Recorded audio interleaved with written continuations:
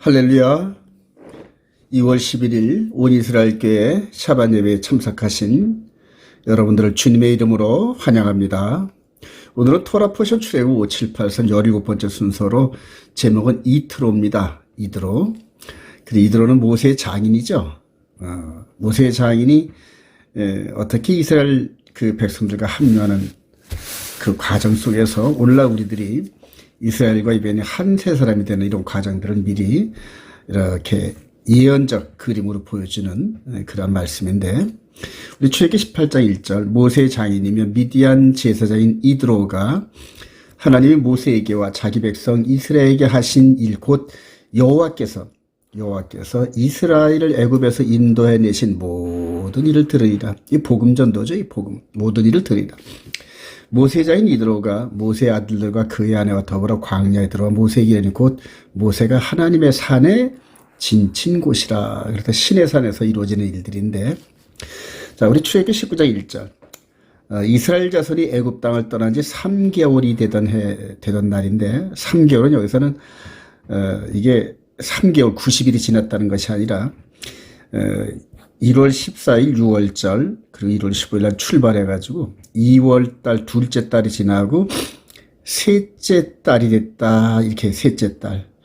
그래서 약 한 15일 정도, 요건 30일, 그리고 한 이틀 정도 지나서 47일 정도 때 이렇게 시내산에 도착한 이런 의미를 지금 설명하는 겁니다. 3개월 90일이 된 게 아니고요. 그들이 신의 광야에 이르니라. 그들이 르비딤을 떠나 신의 광야에 이르러 그 광야에 장막을 치되 이스라엘이 거기 산 앞에 장막을 치니라. 그래서 이 과정을 여호와의 절기로 이렇게 체크를 하면은 6월절 어린 양의 그대로 그 제사, 여기에 참석을 하면서 47일 지난 다음에 이 광야 여정 속에서 이드로가 합류하는 이런 모습이 나타나고, 이 오순절에 시내산에서 강림하신 하나님과 이스라엘 백성들이 언약식을 거행합니다. 여러분, 언약식. 여기까지 이제 오늘 흐름의 말씀인데, 이 언약식을 맺은 이 날과 의미, 그리고 이 언약의 내용이 뭔지 한번 살펴보기를 원합니다. 마가복음 1장 35절에 보면 새벽 아직도 밝기 전에 예수께서 일어나 나가 한적한 곳으로 가서 거기서 기도하시더니 시몬과 및 그와 함께 있는 자들이 예수의 뒤를 따라가 만나서 이르되 모든 사람이 주를 찾나이다. 이르시되 우리가 다른 가까운 마을들로 가자. 거기서도 전도하리니 내가 이를 위하여 왔노라 하시고, 그래서 모세가 장인 이드로에게 복음을 증거하는 이런 흐름을 이제는 모세와 같은 선지자 예수와께서 오셔서 바로 온 이스라엘과 온 유대와 사마리아와 땅끝까지 이 출애굽을 하는, 이제 여기서는 이제 보이는 육신적인 출애굽인데, 이제는 예수 그리스도 안에서 영혼의 몸, 영적 출애굽을 이제 설명하려고 이렇게 나타나셨는데, 바로 그 일을 천하 만민들에게 전하기 위해서 왔노라 이렇게 말씀하시면서 이에 온 갈릴리에 다니시며 그들의 여러 회당에서 전도하시고 또 귀신들을 내쫓으시더라 하면서 사역을 시작하는 모습을 보게 됩니다. 그래서 오늘 모세를 통하여 시작했던 이 일이 예수 그리스도를 통해서 어떻게 우리들에게 영적으로 나타났는지 이것들을 묵상하는 겁니다. 그리고 이후에 예수 그리스도 안에 있는 바울 사도가 유명한 말씀을 하죠. 교회론인데 에베소서 2장 11절 그러므로 생각하라. 너희는 이방인이죠. 이것은 이방인의 대표가 이드로고, 너희는 그때 육체로는 이방인이었었다 이렇게 얘기를 해요. 손으로는 육체에 행한 할례를 받은 무리라 칭하는 자들로부터, 유대인들로부터 할례를 받지 않은 무리라 칭함을 받은 자들이라 그래요. 할례를 받지 않은 이들을 너무 무시했죠. 그래서 다윗이 골리앗을 향해 나아갈 때 저 할례 받지 않는 무리가 하면서 막 분개하면서 나가는 이런 부분들. 그래서 오늘날도 할례를 한 유대인들이 이방인들을 성경적 이런 관점에서 개로 생각하는, 또 율법이 없는 그런 이방인들을 아주 인간 취급 안 하는 이런 랍비들도 있습니다, 여러분. 자, 그때 너희는 또 이제 그때 또 설명하고 또 그때 너희는 그리스도 밖에 있었고 이제 이스라엘 밖에 있었던 우리들을 이제는 영적으로 그리스도 밖에 있었고 이스라엘 나라 밖의 사람이라 약속의 언약들에 대하여 외인이요 세상에서는 소망이 없고 하나님도 없는 자이더니 우리 이방인들의 정체성입니다. 그래 귀신을 섬기는 우리 이방인들이었죠. 근데 이제는 그래요. 이제는 전에 멀리 있던 너희가 그리스도 예수 안에서 그리스도의 피로 가까워졌느니라. 그러면서 이 이방인인 이드로와 히브리인 모세가 서로 말씀 안에서 하나가 돼가지고 이 둘이 합류해서 이렇게 언약 안으로 들어가는 이런 모습들을 오늘 우리들에게 보여주는 겁니다.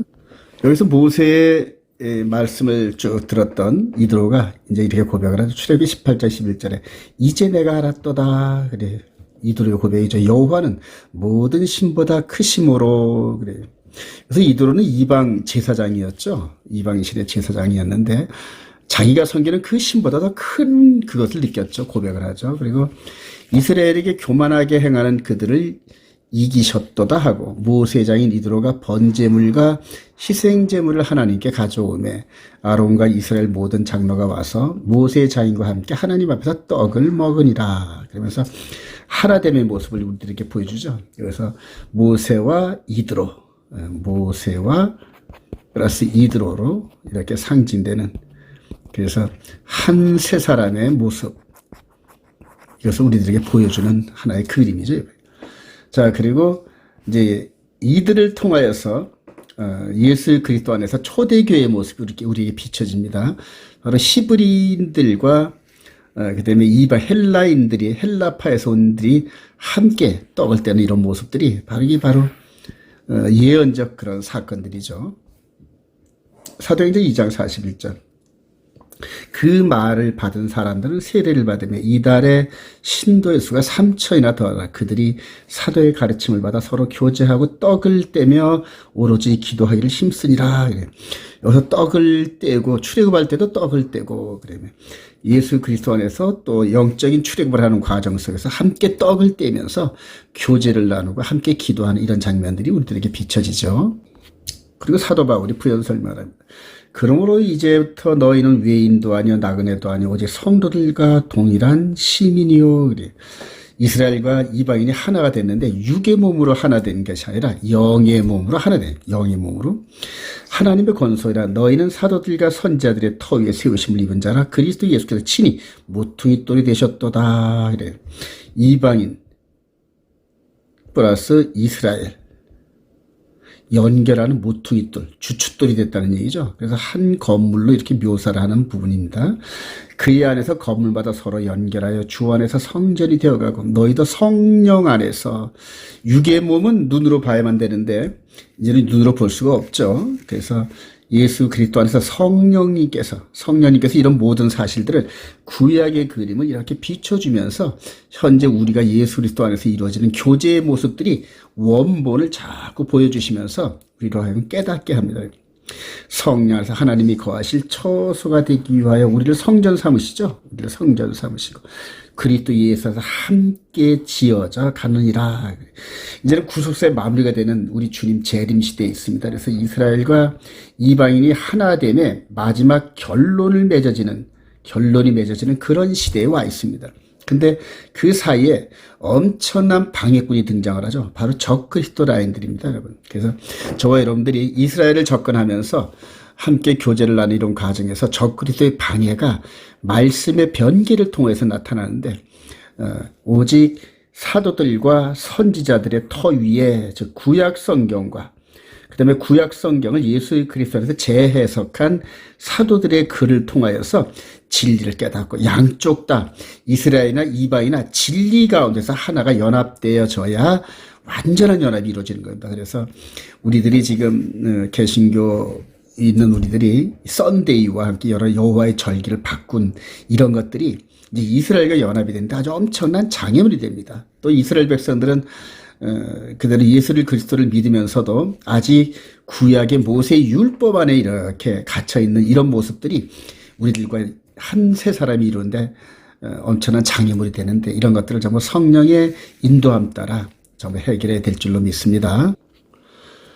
그리하여 로마서 11장 25절 이하에는 아주 유명한 말씀을 하죠. 형제들아 너희가 스스로 지혜 있다 하면서 이 신비를 너희가 모르기를 내가 원하지 아니하노니 이 신비는 이방인의 충만한 수가 그래. 이방인을 향한 하나님의 이 구원 얻을 숫자가 있다. 그 다음에 더불어서 또 이방인들이 구원의 복음을 충만히 깨달은 이런 것들도 이렇게 말씀하시는 수가 있습니다. 이방인의 충만한 수가 들어오기까지 이스라엘의 덜을 우둔하게 된 것이다. 그래요. 나무가 이렇게 있는데 여기다 우리 이방이라는 나무를 접붙이기 위해서 본가지를 살짝 꺾었습니다. 꺾고 완전히 떨쳐내버린 건 아니고 꺾고 난 다음에 그 사이에 우리 이방인을 이렇게 접붙였습니다. 그래서 우리 이방인이 완전히 접붙이기 전까지 이스라엘 백성들을 꺾이우준 상태에서 이렇게 있는 것을 우둔하게 된 것이다. 이렇게 얘기를 해요. 그래서 온전히 꺾여진 상태로 영양분이 많이 가지 않겠죠. 근데 이게 다시 우리가 완전히 접붙여지고 나중에 이스라엘 백성들이 이 본가지가 제대로 섰을 때는 하나님께서 엄청난 은혜를 기름 부음을 부어주실 터인데 요즘에 이스라엘 백성들이 기름 부음 받음이 이렇게 엄청납니다, 여러분.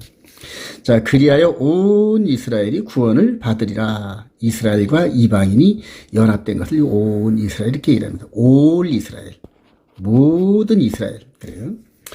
기록된 바 구원자가 시온에서 오사 야곱에게서 경건하지 않은 것을 돌이키시겠고 내가 그들의 죄를 없이 할 때 그들에게 이루어질 내 언약이 이것이라 함과 같으리라. 그러면서 최종적인 완성의 그림이 이스라엘과 이방인의 연합입니다, 여러분. 그리고 그들이 한 세 사람이 되고 예수 그리스도의 신부가 되어서 하늘에서 혼인잔치를 이루는 이 일들이 최종적으로 예수 그리스도가 목표하시는 그런 목표 지점입니다, 여러분. 여기서 우리가 이스라엘의 혼인 절차, 언약 절차에 대해서 먼저 이해를 좀 하시면은 예수 그리스도 안에서 우리들이 어떤 언약식을 맺는지, 어떤 새 언약을 맺는지 이해가 되기 시작합니다, 여러분. 자, 유월절과 홍해를 건넌 백성들, 이스라엘 백성들이죠. 여기서 이들이 예수 그리스도의 피로 상징되는 유월절 어린 양의 피, 유월절 양의 피를 문인방에 바르면서 의롭게 됩니다, 여러분. 의롭게. 이걸 체다카 그러네.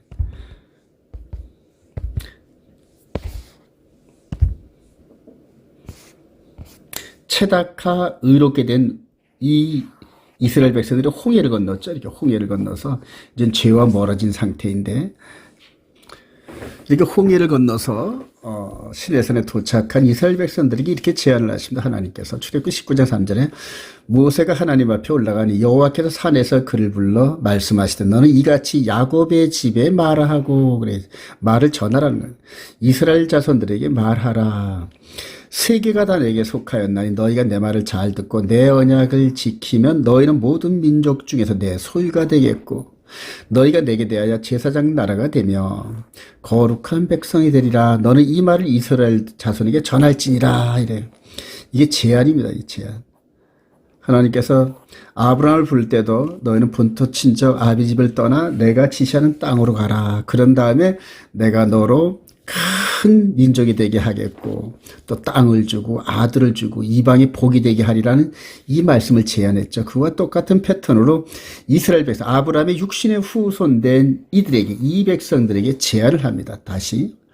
자, 그래서 시내산에서 이렇게 제안을 하면서 이스라엘 백성들이 하나님의 제약을 수락을 하는데 출애굽기 19장 7절 모세가 내려와서 백성의 장로들을 불러 여호와께서 자기에게 명령하신 그 모든 말씀을 그들 앞에 진술하니 하나님의 말씀을 전하니 백성이 일제히 응답하려되 여호와께서 명령하신 대로 우리가 다 행하리이다. 수락을 했어요. 수락을 했습니다. 자, 그랬더니 하나님께서 그럼 좋다. 이제 언약의 내용을 이제 선포하자 하면서 비준을 이제 시작을 하는데 출애굽기 19장 10절에 여호와께서 모세에게 이르시되 너는 백성에게로 가서 오늘과 내일 그들을 성결하게 하며 그들에게 옷을 빨게 하고 준비하게 하여 셋째 날을 기다리게 하라. 이는 셋째 날에 나 여호와가 온 백성의 목전에서 시내산에 강림할 것이니. 그리고 출애굽기 20장부터 23장의 이 내용들이 언약서입니다, 여러분. 언약서. 언약 내용들입니다. 언약의 내용들을 전부 선포하고 난 다음에 다시 또 한번 확인하는 절차를 거치죠. 출애굽기 24장 6절에 모세가 피를 가지고 반은 여러 양푼에 담고 반은 제단에 뿌리고 언약서를 가져다가 백성에게 낭독하여 듣게 하니. 언약서. 출애굽기 20장부터 23장까지 그 내용들을 전부 다 종이에 기록해가지고 백성들에게 낭독해 줍니다. 이게 언약의 내용이다 하고. 우리가 부동산 이런 것들을 거래할 때마다 양쪽 중개인이 양쪽 전부 매수인 매도인 전부 다 설명을 해주죠. 그렇게 똑같이 언약의 내용을 이제 이렇게 낭독합니다. 듣게 하니 그들이 이르되 여호와의 모든 말씀을 우리가 다 준행하리다 하고 이쪽에서 이제 수락을 하는 장면이 또 나옵니다. 그래서 모세가 그 피를 가지고 백성에게 뿌리며 이르되 이는 여호와께서 이 모든 말씀에 대하여 너희와 세우신 언약의 피니라. 그래요. 나중에 보면 이제 마태복음 26장 26절이야. 6월절 어린 양 그 예식을 할 때 내 이 피는 그래 많은 사람을 위하여 흘리는 바 나의 피 곧 언약의 피니라. 그래. 그게 바로 새 언약의 피입니다. 자, 모세와 아론과 나답과 아비후가 이스라엘 장로 70인이 올라가서 이스라엘의 하나님을 보니 그의 발 아래는 청옥을 편듯하고 하늘같이 청명하더라. 하나님이 이스라엘 자손들의 존귀한 자들에게 손을 대지 아니하셨고 그들은 하나님을 뵙고 먹고 마셨더라. 그래요. 그러면서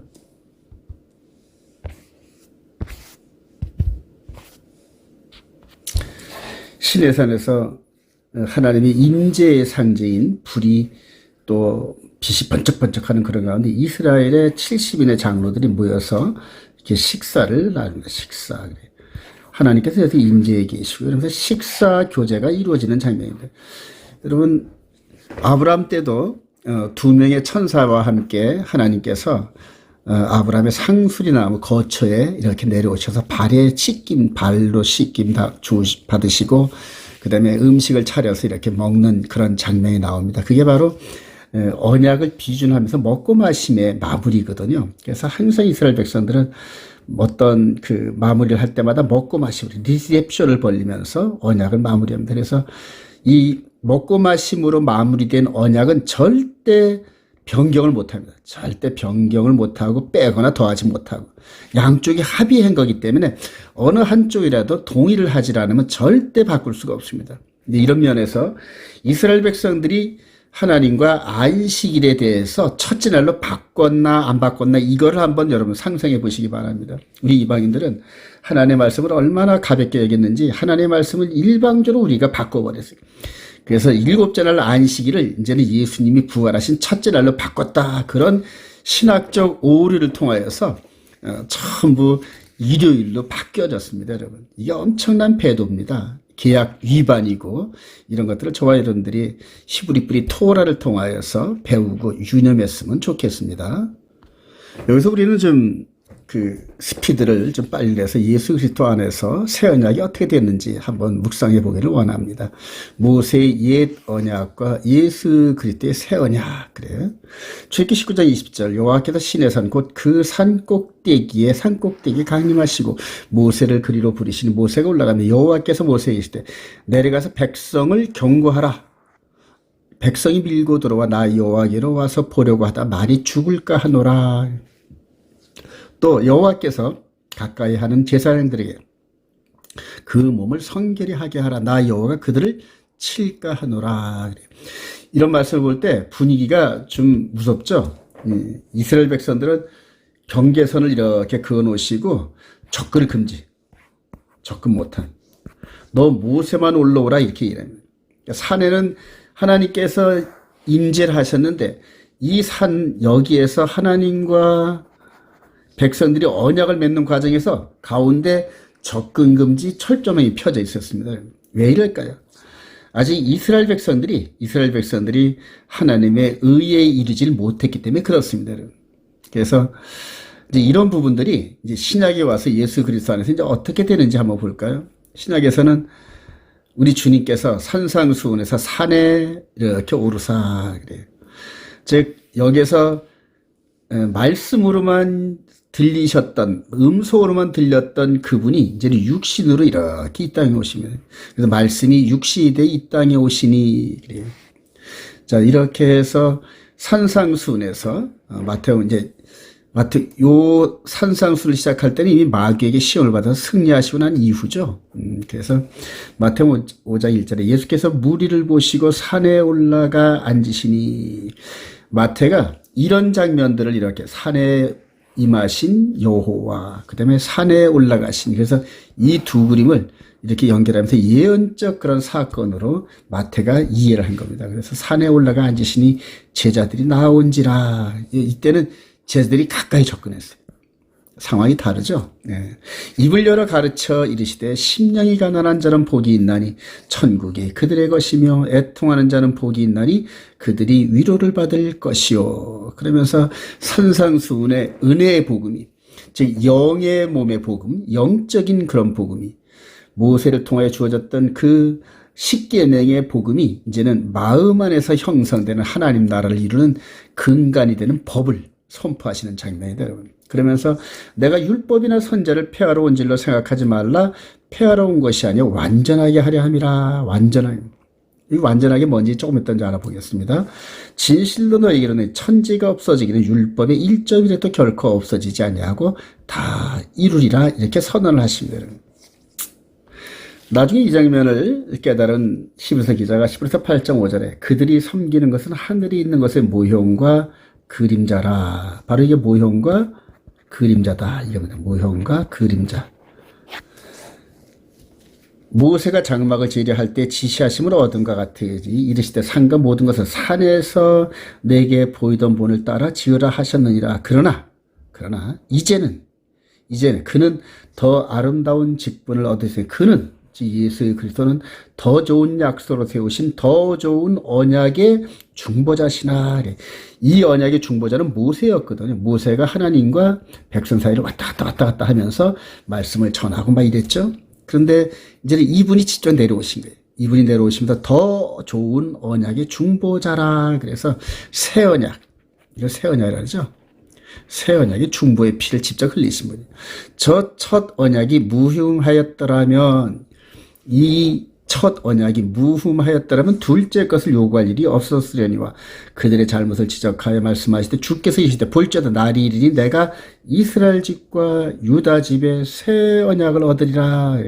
예레미야 31장 32절 말씀이죠. 그래서 이스라엘과 유다 집에 새 언약을 맺은 거지 이방인들과는 언약을 맺은 적이 없습니다. 그래서 지금 몇몇 유명한 교회의 목사님들 설교를 하면서 계시록에 이런 여러 사건들은 유대인들에게 주어진 말씀이고 안식일은 유대인에게 주어진 말씀이라서 우리 이방인들하고는 관계가 없다. 이제 이런 패턴으로 설명을 하시는데 굉장히 오해하신 부분들이죠. 바로 우리 이방인들도 예수 그리스도 안에서 이스라엘 그 안으로 들어가야 언약 백성이 되는 겁니다. 여기에서 이제 저 첫 언약이 무흠하였더라면 이렇게 이제 표현을 했는데 여기서 그러면 이게 흠이 있느냐? 흠이 있단 말이냐? 이런 얘기인데 그런 뜻이 아닙니다, 여러분. 자, 한번 볼까요? 마태복음 5장 17절에 Don't suppose that I came to do away with the law and the prophets. I did not come to do away with them, but to give them their full meaning. 완전한 그 율법의 언약의 완전한 십계명의 완전한 의미를 주려고 왔다.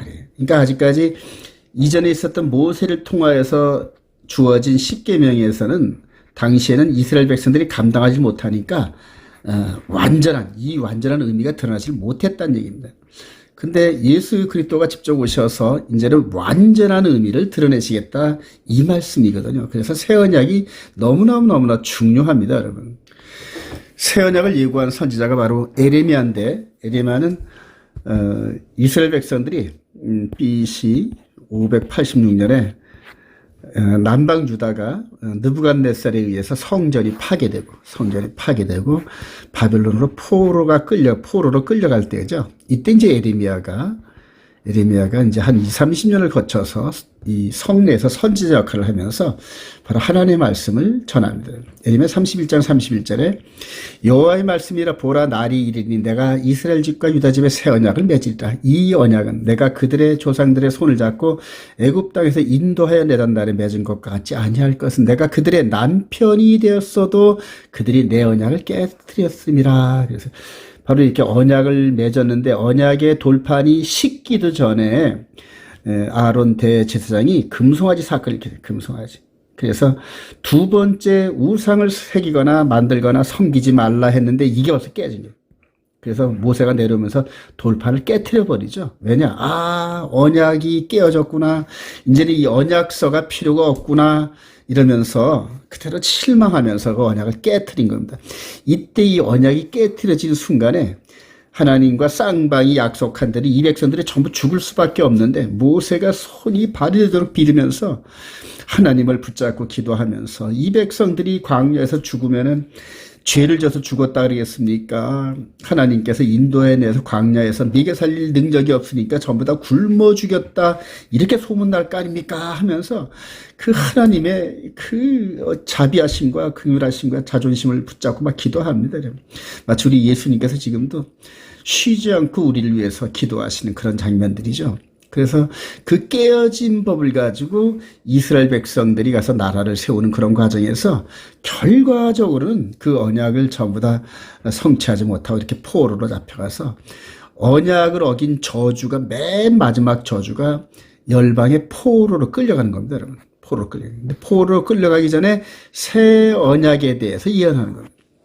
그러나 그날 후에 내가 이스라엘 집과 맺은 언약은 이러하니 곧 내가 나의 법을 그들의 속에 마음에 그들의 마음에 기록하여 나는 그들의 하나님이 되고 그들은 내 백성이 될 것이라 여호와의 말씀이라. 그래서 새 언약은 이 첫 언약의 글자나 내용이 변개된 것이 아니라 첫 언약은 돌판에 기록됐는데 너희들이 깼지 않느냐. 근데 이제 깰 수도 없게끔 마음판에 기록하겠다. 이렇게 예언을 하신 겁니다, 여러분. 그리고 그 예언을 어떻게 성취할 것인지 동시대의 선지자였던 다니엘에게 이렇게 계시로 보여줍니다, 여러분. 가브리엘 천사가 와서 이렇게 메시아가 어떤 식으로 새 언약을 맺을 것인가 한 것을 예레미야 선지자의 바톤을 이어서 좀 더 확실하고 디테일하게 예고하는 겁니다, 여러분. 그래서 다니엘서 9장 27절에 보면 그가 즉 메시아가 장차 많은 사람들과 더불어 한일의 동안에 언약을 굳게 맺고 마지막 요 한일에 이게 7년이다 생각하는 분들이 있는데 맞습니다. 7년이긴 7년이지만은 전 3년 반과 후 3년 반 사이에 십자가 사건이 놓여 있고 이방인 시대가 이렇게 있습니다. 이방인의 2000년 시대. 이걸 못 본 거죠. 요 전 3년 반 예수님의 사역. 그 다음에 후 3년 반은 적그리스도 작은 뿔에게 주어진 3년 반을 작은 뿔에게 내어줬습니다. 그래서 요거는 장차 저와 여러분들이 이제 곧 닥칠 미래거든요. 그 다음에 예수 그리스도의 사건은 과거잖아요. 그래서 저와 여러분들은 지금 예수 그리스도의 과거와 적그리스도의 미래 사이에 요 기독교 2000년 사이에 지금 살아가고 있는 겁니다, 여러분. 그래서 지금은 은혜 받을 만한 때요. 지금은 구원에 이를 때다. 그러면서 예루살렘과 온 유대와 사마리아 땅끝까지 이르러서 예수님의 십자가 사역 우리를 구원하시는 영혼 구원에 이르는 영혼의 몸의 엑소도스를 이루는 이 구원의 복음을 받고 은혜 받을 때다. 이렇게 선언을 하는 거죠. 이게 이제 69일에 70일의 사이에서 전산년반 마무리될 때쯤에 이제 우리 예수님께서 제자들과 함께 유월절 예식, 여기서도 유월절 이후에 신의 산에 이른 것처럼 여기서 이제 유월절 예식을 치릅니다, 여러분. 그가 장차 한 일 동안 언약을 맺고 그가 또 동일하게 메시아가 그 일의 절반의 제사와 예물을 금지할 것이며 그러면서 여기서 제사는 제바흐 그 다음에 예물은 미나. 그래서 성전에서 드려지는 성전 제사를 폐할 것이다. 이렇게 예언을 합니다. 이 예언대로 요한복음에 보면 우리 예수님께서 성전에서 전부 다 장사하는 사람들을 내쫓으면서 내가 3일 만에 세우리라.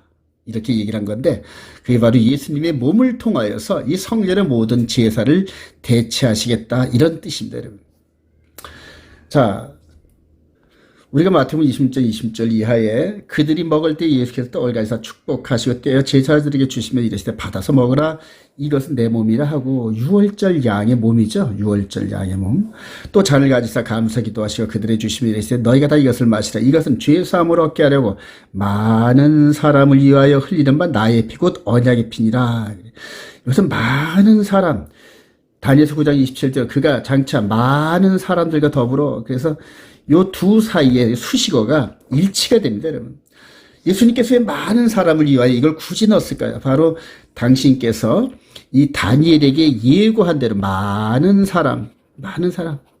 근데 그 많은 사람과 언약을 맺을 그 메시아가 바로 나다 하는 요 부분들을 이제 보여주시기 위해서 단어 하나하나 신경 쓰면서 성령께서 이렇게 성경을 기록하게 하시고 곧 나의 피 언약의 피니라 모세가 피를 뿌리면서 이것은 언약의 피라 이렇게 했지 않습니까?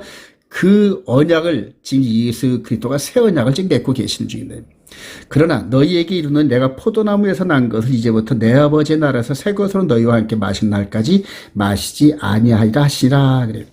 언약의 마무리는 먹고 마심이 아직 포도주 한 잔이 남아 있습니다. 한 잔이 남아 있는데 이 남아 있는 이 포도주는 계시록 19장 7절에 혼인잔치에 참석한 자들과 함께 마무리하겠다는 그런 뜻입니다, 여러분. 그래서 아직까지 먹고 마심이 마무리가 안 됐기 때문에 언제든지 예수를 믿으면서 이 언약 안에 참여할 수가 있습니다, 여러분. 이 언약이 먹고 마심이 마무리가 되면 그다음부터는 들어올 수가 없거든요. 언약이 마무리가 됐기 때문에. 그런데 지금은 언약 중에 있단 말이에요.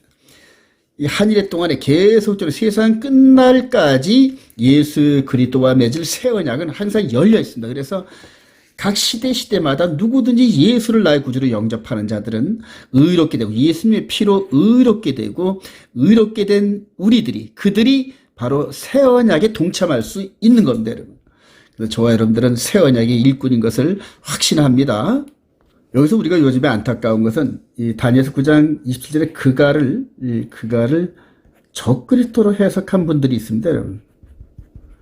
대다수 유대인 오르토독스와 메시아닉주들과 그다음에 세대주의 관점에 있는 분들이 전부 그가를 적그리스도로 해석해요. 그가 전부 다 적그리스도로.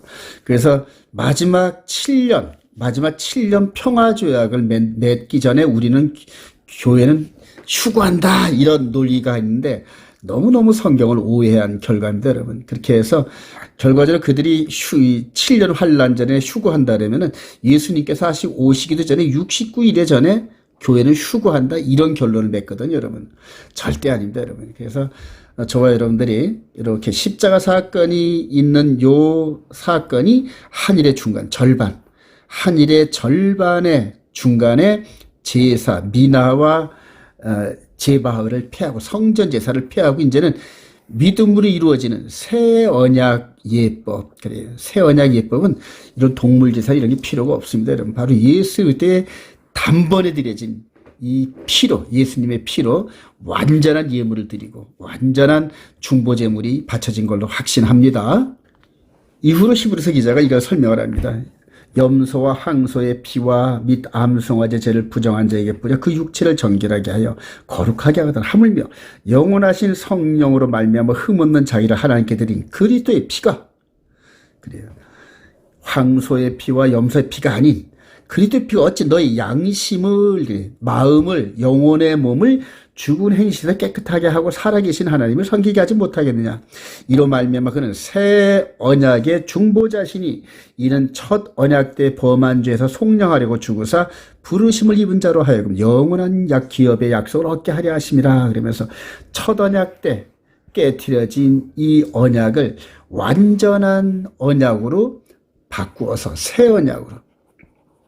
그래서 이 새 언약을 맺은 이게 너무너무 중요한데 아까도 말씀을 드렸지만 그가를 적그리스도로 해석을 하면서 이 새 언약에 대한 엄청난 은혜와 축복의 이 시간들이 통째로 사라지는 이제 그런 결과를 낳게 됩니다. 그래서 그가를 예수로 해석하느냐 그가를 적그리스도로 해석하느냐에 따라서 성경 전체가 엄청나게 뒤틀리게 됩니다. 저와 여러분들 마지막 때 이 진리의 말씀 올바로 분별하면서 마음 안에서 이루어지는 예수 그리스도의 세계, 메시아의 왕국, 그걸 충만하게 깨닫기를 소망합니다. 나중에 그 요한 사도께서도 이제 이 언약에 대해서 그때 초대교회 당시에 많은 그 혼란이 있으니까 이렇게 정리를 합니다. 요한 1서 2장 7절에 사랑하는 자들아 내가 새 계명을 그래 새 계명을 너희에게 쓰는 것이 아니라 너희가 처음부터 까지 옛 계명이니 바로 모세를 통해 주어진 이 계명이라는 얘기인데 여러분. 이 옛 계명은 너희가 들은 바 말씀이거니와 다시 내가 너희에게 새 계명을 쓰노니 그에게와 너희에게도 참된 것이라. 이는 어둠이 지나고 참빛이 벌써 비침이라 이렇게 말씀하시는데 이게 새 계명인데 새 언약 새 계명인데 이 두 돌판에 기록된 말씀을 예수 그리스도를 통과하면서 믿는 자들의 마음판에 기록하겠다 이런 얘기입니다. 그래서 그들의 속에 두며 그들의 마음에 기록하여 이게 성취가 됐죠. 그래서 예수 믿는 저와 여러분들의 마음판에 바로 십계명이 하늘나라의 그 법으로서 우리들에게 선포되고 있습니다. 그래서 우리 안에서 이 법을 순종할 때 하나님 나라의 완전한 법, 완전한 공의, 완전한 사랑의 법을 우리가 체험할 수 있습니다.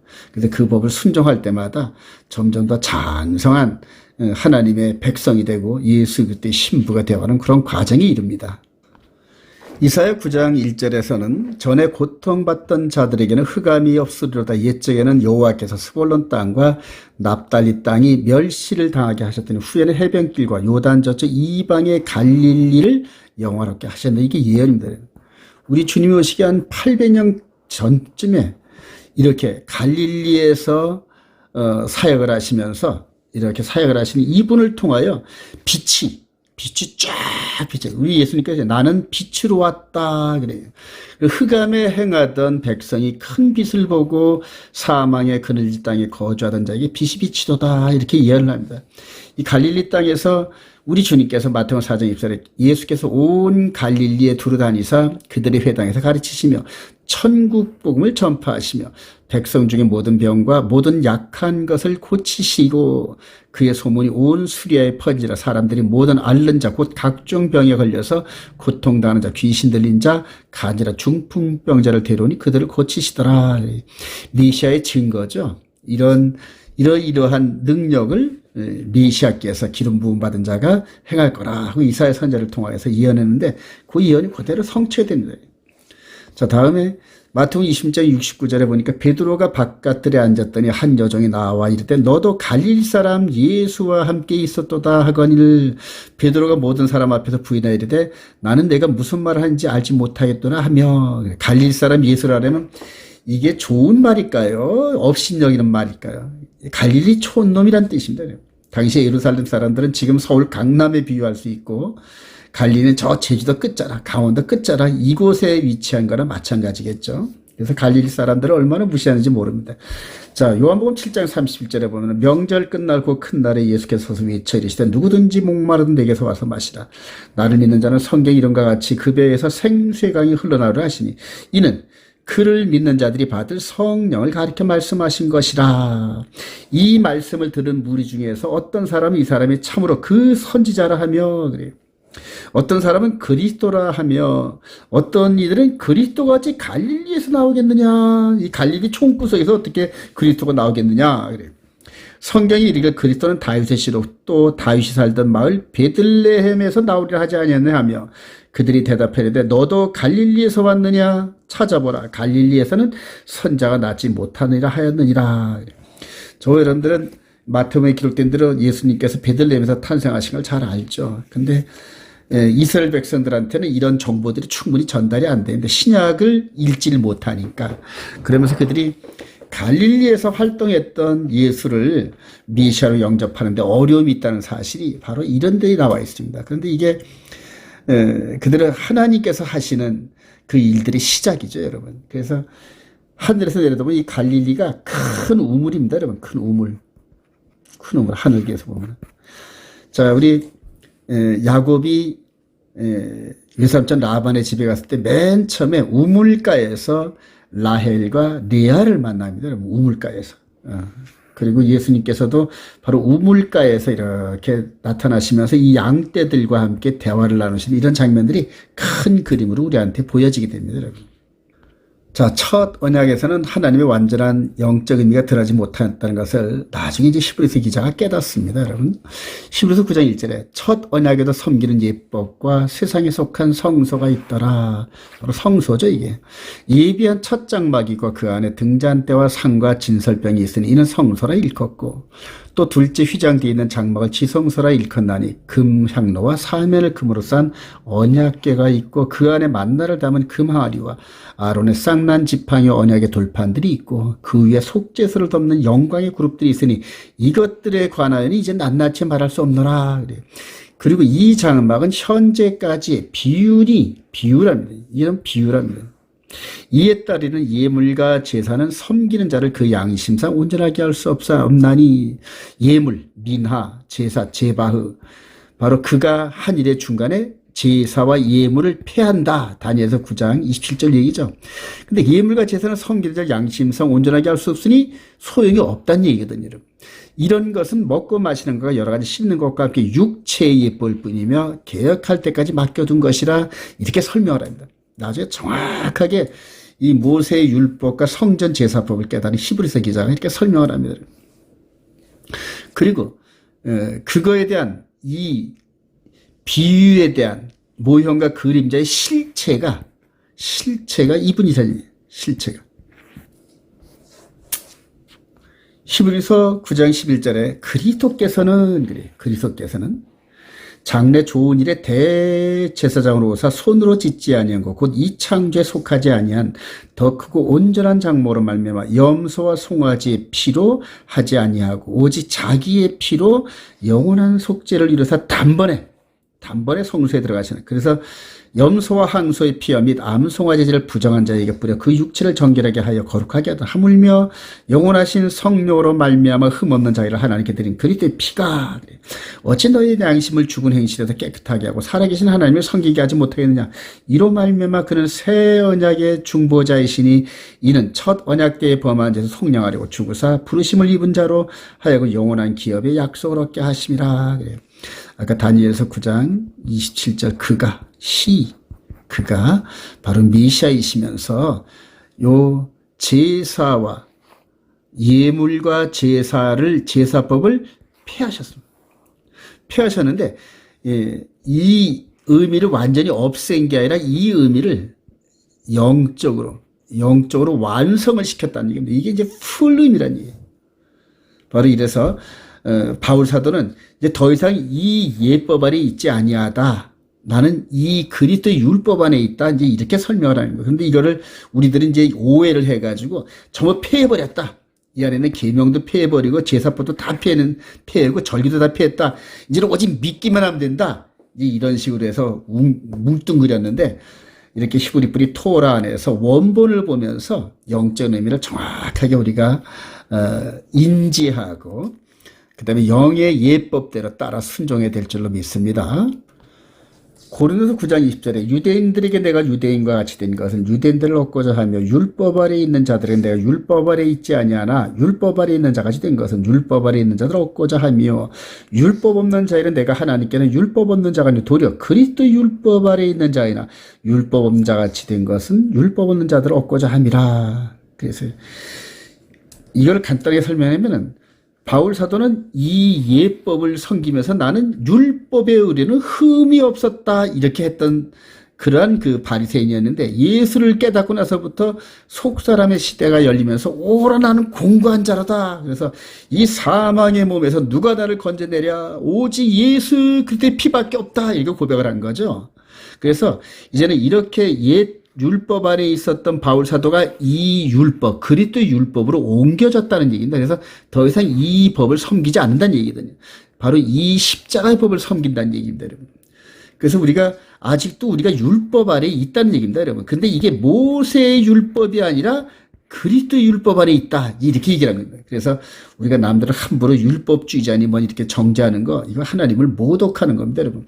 율법은 바로 토라라는 말인데, 바로 훈련이라는 그런 뜻이 있습니다. 훈련, 프랙티스. 그래서 신앙의 훈련.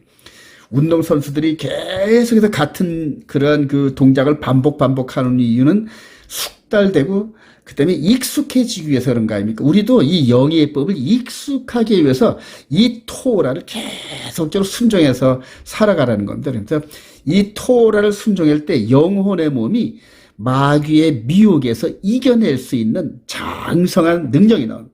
그리스도의 장성한 능력이 나오고 그게 바로 성령의 능력입니다, 여러분. 자, 육신과 함께 영의 몸에도 적용되는 생명의 성령이 어떤 거 한번 볼까요? 이 모세를 통하여서 십계명을 주셨을 때는 바로 출애굽기 20장 1절부터죠. 하나님이 이 모든 말씀으로 말씀하실 때 너는 나를 애굽 땅 종되었던 데서 인도하는 네 하나님 여호와니라. 너는 나 외에는 다른 신들을 두지 말라. 안식일을 기하여 거룩하게 지키라. 엿새 또는 심선 내 모든 네 부모를 공경하라. 다음에 살인하지 말라. 간음하지 말라. 도둑질하지 말라. 거짓 증거하지 말라. 소유를 탐내지 말라 하면서 십계명을 주셨습니다. 근데 이 법이 우주를 구성하는 법이더라는 하나님의 DNA가 하나님의 성품이 담겨있는 이 메시지입니다. 완전한 법입니다, 여러분. 그래서 1.1획도 빼거나 더하거나 하면 안 되는 그런 법인데 그걸 어김으로 말미암아 바벨론 포로가 됐었죠. 바벨론 포로가 되고 다음에 다니엘을 통하여서 더 확대되는 그림을 보여줬다 그랬죠. 자, 그리고 다니엘서 9장 24절에 내 백성과 내 거룩한 성을 위하여 이른 이대를 70일을 기한으로 정하나니 허물이 그치며 죄가 끝나며 죄악이 용서되며 영원한 의가 드러나며 환상과 예언이 응하며 또 지극히 거룩한 이가 기름 부음을 받으리라. 메시아예요. 기름 부은 자가 바로 메시아죠. 그리고 62일의 후에 기름 부음을 받은 자가 끊어져 없어질 것이며 그러면서 여기서 요 69일에 여기가 62일의 자리입니다, 여러분. 여기서 after 62 week 하면서 바로 요 사이에 기름 부음 받은 자가 끊어져 없어질 것이며 이렇게 얘기합니다. 그러니까 69일에 중에도 안 되고 전에도 아니고 before도 아니고 in도 아니고 on도 아닌 after. 그래서 이 69일의 이후에 어느 지점에서 우리 메시아가 끊어져 없어질 것이냐 궁금하지 않습니까, 여러분? 근데 그 십자가 사역, 요 69일에와 70일의 사역이 이루어진 십자가 사역이 한일의 중간입니다. 정중간에 이렇게 십자가 사건이 생겨지고. 자, 마태복음 5장 21절에 옛사람에게 말한 바 살인하지 말라. 누구든지 살인하면 심판을 받게 되리라 했다는 너희가 들었으나 나는 너희에게 이르노니 그래요. 나는 그래요. 또 간음하지 말라 하였다는 것을 너희가 들었으니 나는 너희에게 이르노니 나는 너희에게 이르노니 음욕을 품고 여자를 보는 자마다 이미 간음하였느니라 그래요. 노하는 자마다 형제에게 노하는 자마다 지옥불에 들어간다 이런 식으로. 또 내 이웃을 사랑하고 내 원수를 미워하라 했다는 것을 너희가 들었으나 나는 너희에게 이르노니 너희 원수를 사랑하면 너희를 박해하는 자를 기도하라. 그러므로 하늘에 계신 너희 아버지의 온전하신 같이 너희도 온전하라 그래요. 권위가 다르죠. 여기서는 모세가 왔다 갔다 하면서 말씀을 전달하는 역할을 했는데 이분은 내려오셔서 모세를 이렇게 얘기를 했는데 나는 너에게 이르노니 어마어마한 권위죠. 바로 여기서 이 말씀으로 임재하셨던 그 여호와 하나님께서 육신으로 이 땅에 이렇게 오셔가지고 직접 십계명에 대한 완전한 풀밍, 완전한 의미를 지금 설명하고 있는 겁니다. 그래서 저와 여러분들이 새 언약 안에 들어갔다는 게 바로 지금 이 마태복음 5장부터 7장까지 했던 산상수훈의 법, 산상수훈에서 선포하신 그 말씀의 법대로 살아가라 이렇게 얘기하는 겁니다. 이렇게 우리 주님께서 제안을 하신 겁니다. 이런 내가 너희들한테 원하는 법이 이런 법인데 너희들이 따라올 수 있니? 이렇게 제안을 하시는 겁니다, 여러분. 그래서 이 새 언약의 이 법을 지금 우리들한테 성경에 기록해서 제안을 하고 있는데 바로 예수를 믿는다는 것은 이 제안대로 우리가 살아가고 순종하겠습니다. 이렇게 대답을 하는 겁니다, 여러분. 그래서 예수를 마음으로 믿어 의에 이르고 입으로 시인하여 구원에 이르는 과정으로 들어섰느니라 이 얘기란 말인데 예수 믿음이 구원 얻었다 끝 아닙니다, 여러분. 바로 이 이스라엘 백성들이 이렇게 언약식에 참석해서 언약을 못 지키니까 바벨론 포로 쫓겨나가고 멸망을 당하듯이 새 언약 안에 예수 그리스도 안에서 새 언약을 맺었는데 이대로 살아가지 않으면은 궁극적으로 맨 마지막에 영혼의 심판 때 정말 불지옥 들어간다 이 얘기입니다, 여러분. 그리고 이거를 누가 지킬 수 있느냐? 이제 이렇게 나올 텐데 바로 성령께서 이 법에 따라 순종하며 살아갈 수 있는 힘을 주십니다, 여러분. 그래서 한번 죄를 질 때마다 넘어지면 일어서고 회개하고 이럴 때마다 다시 성령께서 힘을 주셔가지고 맨 처음에 걷지도 못했던 어린아이가 달려가고 뛰어가고 이런 식으로 장성한 청년에 이르듯이 영혼의 몸이 예수 그리스도 안에서 새 언약을 맺은 영혼의 몸이 장성한 분량을 이루게 됩니다. 그래서 나중에 예수님의 신부다운 모습으로 마귀가 미혹을 하고 협박을 하고 넘어뜨려도 이기게 되는 엄청난 능력을 우리들에게 부여합니다. 이게 바로 성령의 능력입니다. 세상을 이기는 능력입니다, 여러분. 이것이 우리 안에 기록되어진 말씀을 순종하면서 이루어지는 성령의 능력인 줄 확실합니다. 입으로만 뻥긋뻥긋 이게 아닙니다, 여러분. 그래서 마음 안에서 이 법이 기록된 걸 깨닫게 되면 이 법을 어길 때마다 막 탄식을 합니다. 성령께서 탄식을 하고 내 마음 안에서 내가 탄식을 합니다. 내가 나의 신랑 되신 예수님의 언약을 어기는 그런 죄를 졌구나. 그러면서 그 죄를 씻기 위해서 그냥 몸부림치고 이겨내기 위해서 다음에 또 그런 죄의 미혹이 오면 그때는 넉넉하게 이겨냅니다, 여러분. 바로 이렇게 이겨내는 거룩이 이루는 게 바로 예수님의 뜻인 줄로 확신합니다. 결론입니다. 생명의 성령의 법으로 한 세 사람을 이룹시다. 그래요. 한 세 사람. 오늘 이드로가 모세의 전언을 듣고 함께 참여했던 것처럼 이제 예수 그리스도의 전언을 듣고 이렇게 유대인과 아랍인이 하나가 돼서 십자가 안에서 하나가 된 것 같은 이게 최종 목표거든요. 한 세 사람. 저와 여러분들이 한 세 사람 안에 들어가야 되는데 바울 사도가 이렇게 했잖아요. 로마서 8장 1절에 그러므로 예수 그리스도 이제 그리스도 예수 안에 있는 자에는 결코 정죄함이 없는 이는 그리스도 예수 안에 있는 생명의 성령의 법이 죄와 사망의 법에서 너를 해방하였으라. 율법이 육신으로 말미암아 연약하여 할 수 없는 그것을 하나님은 하시나니 곧 죄로 말미암아 자기 아들을 죄 있는 육신의 모양으로 보내 육신의 죄를 정하사 육신을 따르지 않고 그 영을 따라 행하는 육신의 법을 따르지 않고 그 영의 법을 따라 행하는 우리에게 이런 얘기거든요. 예수 그리스도 안에는 영의 법을 따르는 우리에게 율법의 요구가 이루어지게 하려 하심이라. 그래. 율법의 요구는 결과적으로 죄 짓지 말라, 죄 없음 이런 상태로 유지하라 이 얘기거든요, 여러분. 근데 이때는 모세 율법 아래서는 완전함이 드러나지 않은 항상 죄가 있는 상태로 이렇게 있었거든요. 근데 예수 그리스도 안에서는 완전 죄 없음. 예수 그리스도의 보혈의 피가 우리가 회개만 하면 완전하게 씻어주는 줄로 믿습니다. 그래서 육신을 따르자는 육신의 일을, 영을 따르니 영의 설. 육신의 생각은 사망이요 영의 생각은 생명과 평안이라. 육신의 생각은 하나님과 원수가 되나니 이는 하나님의 법에 굴복하지 아니할 뿐 아니라 할 수도 없습니다. 육신에 있는 자들은 하나님을 기쁘시게 할 수 없느니라. 바로 이 육신의 율법 안에 머물고자 하는 자들을 얘기하는 거거든요, 여러분. 바로 완전한 생명의 성령의 법이 드러난 이 시대는 바로 이렇게 이전하라는 그런 얘기입니다. 그래서 이제는 유대인들도 이스라엘 백성들도 예수를 믿어야 참 이스라엘이 되는 거고 이방인들도 예수 그리스도를 믿어야 참 이스라엘 백성, 언약 백성 안으로 들어간다 이 얘기입니다, 여러분. 그래서 초대교회 변환기 시대 육신의 율법에서 생명의 성령의 법으로 이전되는 변환의 시기에 바로 육신의 율법 아래 있고자 하는 자들이 생명의 성령의 법 안에 있고자 하는 스데반 집사를 돌로 치는 사건들이 벌어진 겁니다, 여러분. 그래서 이때 이 예수를 믿는 이 스데반 집사가 성령이 충만하고 여기 사울이 있었죠. 사울이 이 돌로 쳐서 죽이는 이 집행 장소의 증인으로 참석을 해가지고 그래 이들이 이 육신을 따르는 이들이 영의 예법을 따른 스데반 집사 이렇게 돌로 쳐 죽이는 이제 이런 사건들이 벌어집니다. 이게 바로 바울 사도가 이렇게 얘기한 이 내용입니다, 여러분.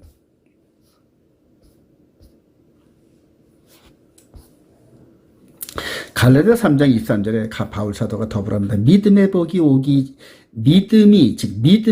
오기 전에는 우리는 율법 아래 매인바 되고 이 율법 아래 매인바 되고 계시될 믿음의 때까지 갇혔느니라. 이 법이 오기 전까지 갇혀 있었다는 얘기예요. 모세 율법 안에서. 이같이 율법이 우리를 그리스도께 인도하는 초등교사가 되어 우리로 하여금 믿음으로 말미암아 의롭다함을 얻게 하려 함이라. 믿음이 온 후로는 믿음의 법이 온 온 후로는 우리가 초등교살에 있지 아니하도다. 이 법 아래 있지 않다는 얘기입니다. 너희가 다 믿음으로 말미암아 그리스도 예수 안에서 하나님의 아들이 되었으니 누구든지 그리스도와 합하기 위하여 세례를 받은 자는 그리스도로 옷 입었느니라. 너희는 유대인이나 헬라인이나 종이나 자유인이나 남자나 여자나 다 그리스도 예수 안에서 하나니라. 겉의 모습이 아닌 속 사람의 모습으로 전부 다 하나 되는 거예요. 그렇게 해서 우리 속 사람이 새 언약 안에 생명의 성령의 법 안에 들어간 그 모든 언약 백성들은 너희가 그리스도의 것이면 새 언약 백성이면 곧 아브라함의 자손이요 약속대로 유업을 이을 자니라 이렇게 설명합니다. 그래서 저와 여러분들이 옛 언약 안에 있는 모세의 율법, 육신의 예법 안에 있지 아니하고 예수 그리스도 안에 새 언약의 법이 있다는 사실을 유념하면서 마지막까지 승리하는 축복이 있으시기를 주님의 이름으로 축원드립니다.